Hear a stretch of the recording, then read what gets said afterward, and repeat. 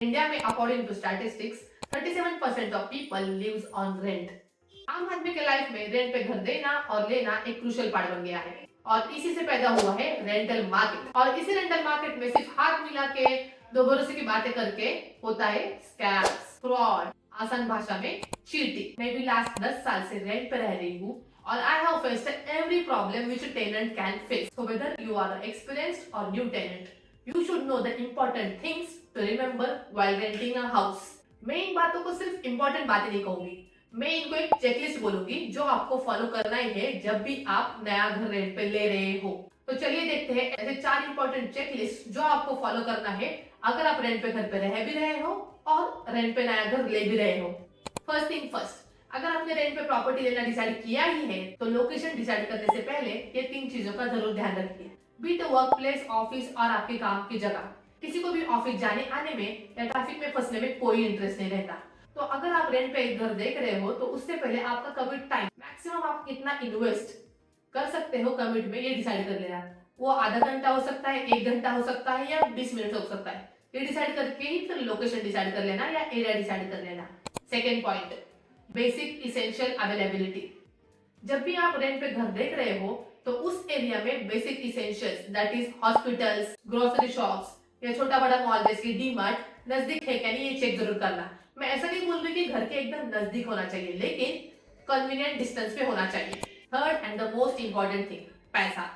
How much rent you can afford. Before deciding an area, location और घर, आपको ये डिसाइड करना है कि आपका रेंट का बजट क्या है। वो 15 से 20 में है या 10 से 15 में है, एंड उसके हिसाब से ही आपको लोकेशन एंड एरिया डिसाइड करना है। पैसे बचाने के चक्कर में ऐसा मत करना कि आपने बहुत दूर कहीं तो घर ले लिया है ऑफिस से और फिर आपको ऑफिस आने जाने में बहुत टाइम लग रहा है, ऑफिस कमिट में टाइम लग रहा है, आपको घर वालों को टाइम नहीं दे पा रहे हो और उधर बेसिक इसेंशियल थिंग्स भी अवेलेबल नहीं है। तो इन 3 चीजों को ध्यान में रखें आप आपका लोकेशन और एरिया डिसाइड कर लेना। Like our life, rental market में भी बहुत सारे रेड फ्लैग्स है। Scammers, fraudsters, token, advance token, ये सारी चीजों को हम यहाँ पे स्कैम बोलते हैं, नहीं तो रेड फ्लैग्स बोलते हैं। ऑनलाइन प्रॉपर्टी रेंटिंग ऐप में लग्जरियस प्रॉपर्टी एकदम कम दाम में दिखा के टेनेंट्स को अट्रैक्ट करना।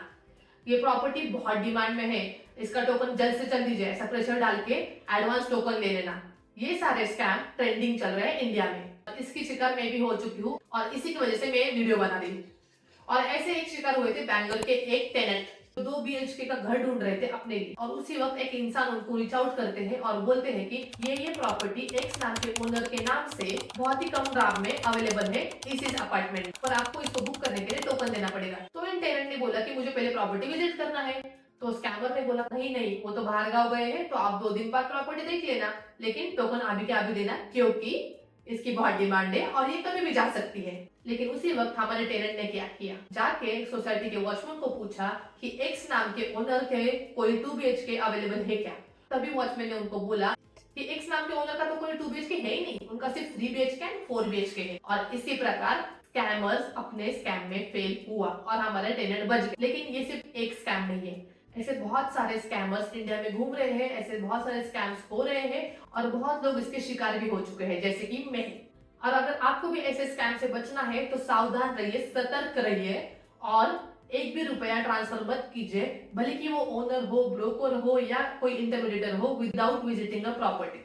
और even if you visit a property then booking करने से पहले आपको सेपरेट मीटर कनेक्शन अवेलेबल है क्या नहीं ये चेक करना है, वाटर अवेलेबिलिटी चेक करना है, नेबरहुड कैसा है, एरिया कैसा है और कोई एक्स्ट्रा चार्जेस तो आपको देने नहीं है ना, वो सब चेक करके फिर ही प्रॉपर्टी बुक करनी है। I will suggest without an agreement आप एक भी पैसा ट्रांसफर मत कीजिए। बट अगर ओनर आपको इंसिस्ट कर रहा है कि आपको टोकन देना ही पड़ेगा for booking a property, then कुछ मिनिमम अमाउंट ट्रांसफर कीजिए और वो भी ऑनलाइन स्वरूप में कीजिए, तो आपके पास एक प्रूफ रहेगा कि आपने टोकन अमाउंट दिया है। अभी आपको घर पसंद आ गया और आ गई ये बारी रेंट एग्रीमेंट करने की, तो रेंट एग्रीमेंट करते टाइम आपको कौन सी चीजों का ध्यान रखना चाहिए, चलिए देखते हैं।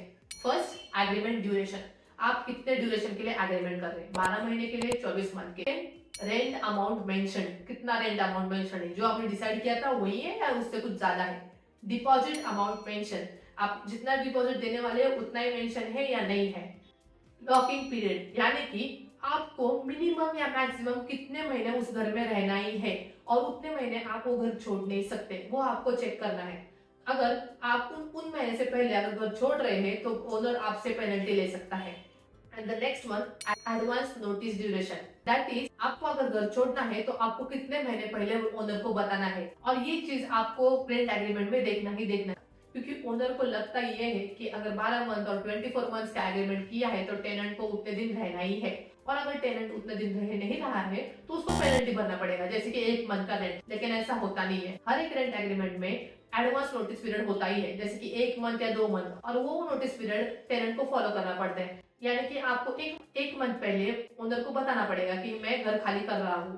And in this case owner can't ask you for penalty. हाँ, अभी आता है अंतिम पड़ाव, गृह प्रवेश। लेकिन उसके लिए आराम से नहीं बैठना है। घर में प्रवेश करते ही आपको सामान लगाने से पहले ये देखना है कि जो भी डिफेक्ट्स आपने नोट डाउन किए थे at the time of visiting property वो रिपेयर हुए या नहीं हुए हैं। अगर वो रिपेयर हुए नहीं है तो तुरंत सबके फोटोज खींच के ओनर को एक डॉक्यूमेंट बना के भेजना है और वो रिपेयर करवा के लेना। और अगर कोई डिफेक्ट रिपेयरेबल नहीं है तो उसका फिर से एक डॉक्यूमेंट बनाओ और ओनर को भेजो एंड उस पर टाइटल लिखो, डिफेक्ट्स प्रायर ऑक्यूपाइंग हाउस। इसमें होगा क्या कि घर छोड़ते टाइम ओनर आपको ये बोल नहीं सकता कि आपने ये खराब किया या आपने वो खराब किया, क्योंकि आपने पहले से उनको बोला था कि ये डिफेक्ट घर में है, लेकिन वो उन्होंने रिपेयर नहीं किए थे। Third and most important thing is आपको हर एक पेमेंट का प्रूफ रखना है। जो भी हर महीने का रेंट भर रहे हो या डिपॉजिट भर रहे हो, जो भी आप ऑनलाइन ट्रांजेक्शन कर रहे हो उसका प्रूफ रखो। हर महीना आप ओनर को उसका भी स्क्रीनशॉट भेजो कि हाँ रेंट पेड, रेंट पेड। इस तरीके से आपके पास प्रूफ रहेगा कि आपने रेंट पेड किया है। ये सब करने के बाद जब घर छोड़ने की बारी आए और ओनर आपको बोले कि आपके डिपॉजिट में से ये अमाउंट में डिडक्ट करूंगा क्योंकि आपके घर में ये डिफेक्ट था और आपने ये पे नहीं किया है, आमका ना फलाना तमका ना, तब आप ये प्रूफ दिखा सकते हो और बोल सकते हो कि मैंने सब कर लिया है और इस सब के प्रूफ है और आप एक भी रुपया डिडक्ट नहीं कर सकते। आई नो ये बहुत डॉन्टिंग है और बहुत ही परेशानी वाला काम है, लेकिन अगर आपको इन स्कैमर से दूर रहना है, स्कैम के दुख दर्द पीड़ा से दूर रहना है, तो आपको ये सब चेकलिस्ट फॉलो करना ही पड़ेगा और आपको ये ध्यान रखना ही पड़ेगा। It's for you not for them. और अगर आपको ये पता नहीं है कि घर कैसे ढूंढे, घर ढूंढने के लिए कौन से ब्रोकर के अलावा कौन से ऑनलाइन एप्स का यूज करें, तो आप ये वीडियो जरूर देख सकते हैं। टाटा।